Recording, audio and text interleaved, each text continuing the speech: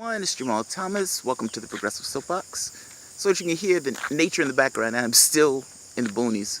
Um, I'm sitting here in the car. I'm just kind of looking at news stories and giving commentary. Uh, Mother Jones, I just have my cell phone, so I don't necessarily have the name of the person, but I'll link the article in the bottom. They asked the question on whether or not nuking North Korea is our only option. As the person, apparently he got criticism. He came back. He says, "Well, no, people misunderstood my point. I'm saying, is our only solution to live with a nuclear North Korea? Look, we need to first regard our history honestly. That's what I would say. First, before you do anything else, know thyself. Know the shit that you've done in your past. Most Americans are blissfully unaware. During the Korean War, we bombed, we killed, 20% of their population in 3 years. Think of that.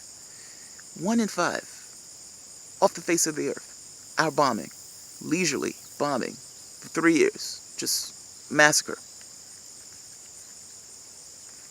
You understand that North Korea's perspective is guided by that. I get massively annoyed looking at mainstream media. Mainstream media always acts this way of anything that we've done it for the right reasons. Anything we've done is just fucking awesome. And we don't necessarily talk about our bad, but we talk about everybody else's bad. We killed 20% of their population in 3 years. And I know you can say, well, dude, that's a war.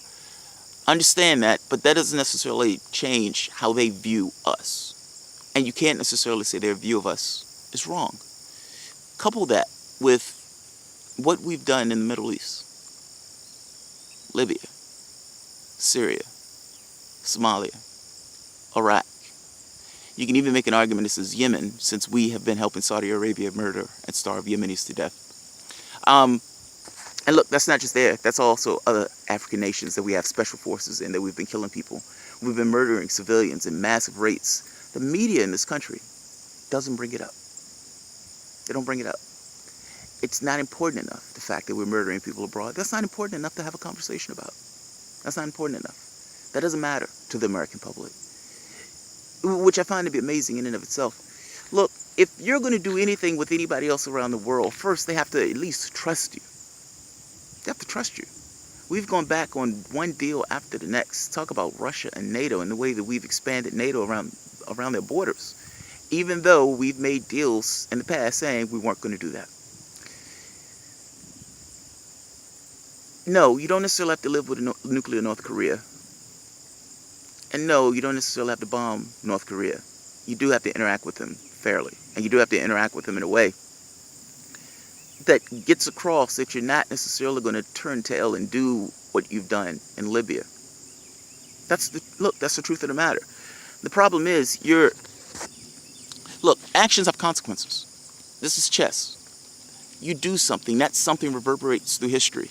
So they cheat Sanders, and cheating Sanders, they create this rabid group of Democrats that are absolutely against, or this rabid group of progressives that are absolutely against the Democratic Party, that don't even consider themselves Democrats. Take it to the next step. The Republican Party goes in and is against each and every policy Obama puts out, even the right-wing policies that Obama was putting out. You radicalize the left. The left looks at this and says, if the Democratic Party is going to do anything to appease the Republican Party that did what they did to the Obama presidency, then yeah, we're going to be against the party because we're going to think they're weak and feckless and that you should behave in kind.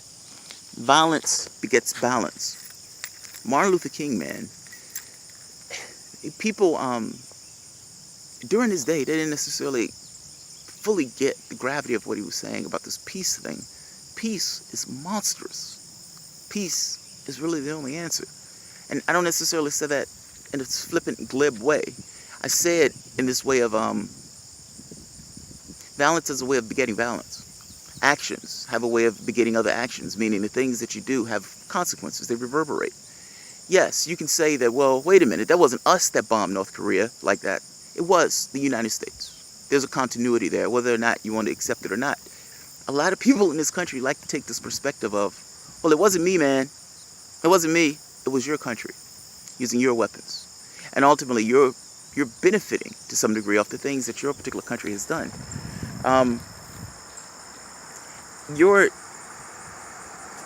The tact for North Korea. I don't know if you're in a situation where we have to live with a nuclear powered North Korea. I don't think the Trump administration will live with a nuclear powered North Korea. From what I understand, North Korea is nowhere near getting a nuclear weapon, or at the very least not anywhere near getting it to the point where that weapon can launch. Invading North Korea, however, and attacking the country, certainly you understand that that's not necessarily the solution. Certainly you understand nuking North Korea is not a reasonable solution. It's not a reasonable solution. You can interact with North Korea. You can interact with them. You just have to interact with them fairly and honestly, and that's just not necessarily something that the United States has done. Now, if you say that you can promise that the next administrations will behave honestly and fairly in good faith, then yeah, maybe you have a chance of doing something with North Korea. But do you honestly believe that?